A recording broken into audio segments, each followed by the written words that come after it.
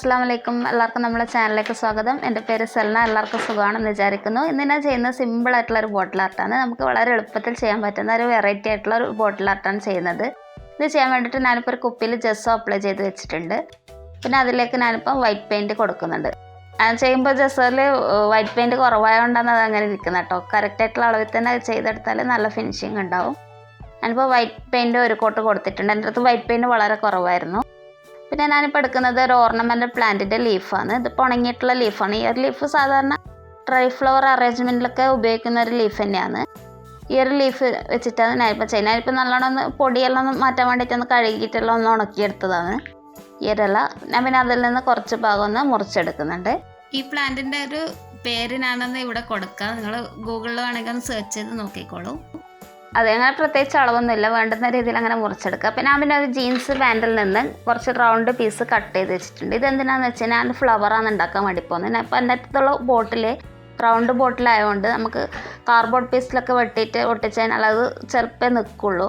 ഇപ്പോൾ സ്ക്വയർ ബോട്ടിലെല്ലാണെങ്കിൽ നമുക്ക് ഇതേപോലെ കാർഡ്ബോർഡ് പീസിൽ മുറിച്ചിട്ട് അങ്ങനെ എടുത്താൽ മതി. ഞാൻ ഇപ്പോൾ കാണിച്ചു തരാൻ വേണ്ടിയിട്ട് ഇപ്പോൾ ഈ ഒരു പീസിൽ ഒരു കാർഡ്ബോർഡ് പീസിൽ മുറിച്ചെടുത്തില്ലാന്ന് ഞങ്ങൾക്ക് കാണിച്ചു തരുന്നത്.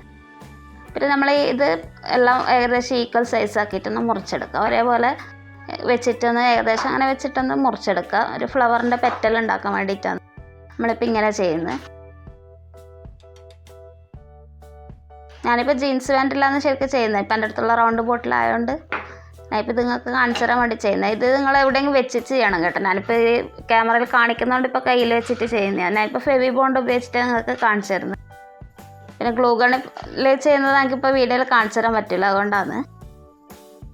ഇതിപ്പോൾ ഇങ്ങനെ ഒന്ന് വെച്ചിട്ട് അതിൻ്റെ ഓപ്പോസിറ്റ് സൈഡിൽ അടുത്ത് പെറ്റൽ വെച്ച് കൊടുക്കുക. അങ്ങനെ നമ്മൾ 4 ഭാഗത്തേക്കുള്ളത് ആദ്യം ഒന്ന് വെച്ചെടുക്കുക. എന്നാൽ നമുക്ക് കറക്റ്റ് ആ ഷേപ്പിൽ ചെയ്തെടുക്കാൻ വേണ്ടിയിട്ടാണ് അങ്ങനെ ചെയ്യുന്നത്. ആദ്യം അത് നമുക്കൊന്ന് ഒട്ടിച്ചെടുക്കാം.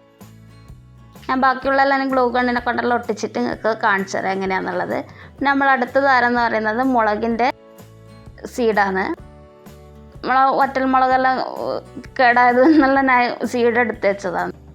പിന്നെ ഇപ്പോൾ ഫ്ലവർ ഇപ്പം ചെയ്തിട്ടുണ്ട്. ആദ്യം നമ്മളതെല്ലാം ഒന്ന് അറേഞ്ച് ചെയ്ത് പിന്നെ അതിൻ്റെ ഗ്യാപ്പ് വരുന്ന ഭാഗത്ത് അതിൻ്റെ മേലെ ഭാഗത്ത് കുറച്ചും കൂടി ചെറിയ പെറ്റലാക്കിയിട്ട് അങ്ങനെ 2 ലെയർ ആക്കിയിട്ടാണ് ഞാൻ ഫ്ലവർ ഉണ്ടാക്കിയത്. ഇതിൽ ഞാൻ ഗ്ലൂ ഗണ്ണിനെ കൊണ്ട് ചെയ്ത് ഗ്ലൂ ഗണ്ണിൻ്റെ ആ ഒരു നൂല് പോലത്തെ ഒരു ഭാഗം നമ്മളിങ്ങനെ ഒന്ന് മുറിച്ച് കൊടുക്കണം. ആ ഒരു പശൻ്റെ ഇതെല്ലാം നല്ല പെയിൻറ്റ് ചെയ്താലൊരു വൃത്തി ഉണ്ടാവും കാണാൻ വേണ്ടിയിട്ട്. നമ്മൾ നടുക്കൊരു മുളകിൻ്റെ സീഡും വെച്ച് കൊടുത്തിട്ട് ഞാനിപ്പോൾ ഇതിൽ പിങ്ക് കളറാണ് ഉപയോഗിക്കുന്നത്.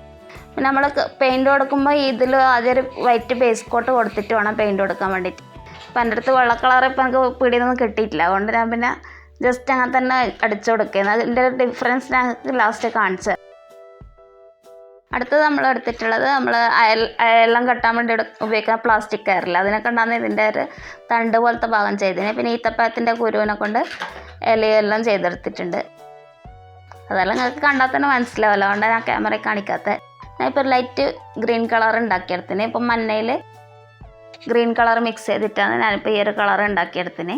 ഇത് നമ്മൾ ഒരു ബോട്ടിലാർട്ടിൻ്റെ വീട്ടിൽ ചെയ്തിട്ടുണ്ടായിരുന്നു. അത് കാണാത്തവർക്ക് വേണ്ടിയിട്ട് ഞാൻ ലാസ്റ്റ് എൻഡ് സ്ക്രീനിൽ കൊടുക്കാം. അപ്പോൾ ഇതെല്ലാം നമ്മളൊന്ന് പെയിൻറ്റ് ചെയ്തെടുത്തിട്ടുണ്ട്.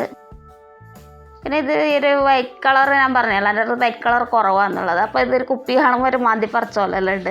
അപ്പോൾ അതുകൊണ്ട് ഞാനിപ്പോൾ അതിന് വേറൊരു കളറും കൂടി കൊടുക്കാൻ വേണ്ടി പോകുന്നുണ്ട്. എൻ്റെ അടുത്ത് ഞാൻ കുറച്ച് വെള്ളം ഒരു സ്പൂണ് വെള്ളം ഒരു പാത്രത്തിലാക്കി കൊടുത്തിട്ടുണ്ട്. ഇതിലേക്ക് ഞാനിപ്പോൾ ഈ ഒരു ബ്ലൂ കളറാണ് കൊടുക്കുന്നത്. അത് ഈ വെള്ളത്തിൽ മിക്സ് ചെയ്തിട്ട് ജസ്റ്റ് ഇങ്ങനെ ഒന്ന് അപ്ലൈ ചെയ്ത് കൊടുക്കുന്നുണ്ട്. ഇങ്ങനെ ചെയ്യുമ്പോൾ അല്ലെങ്കിൽ പെയിൻറ്റ് കുറേയെല്ലാം നമുക്ക് ലാഭിക്കാനെല്ലാം പറ്റും. ഞാനിങ്ങനത്തെ ഓരോ പിഷ്കി കളിയെല്ലാം കളിക്കല്. ഇപ്പം ഞാനിതിനിപ്പോൾ ഒരു ലൈറ്റ് ബ്ലൂ കളർ പോലെ കിട്ടാൻ വേണ്ടിയിട്ട് അങ്ങനെ കൊടുത്തിട്ടുണ്ട്.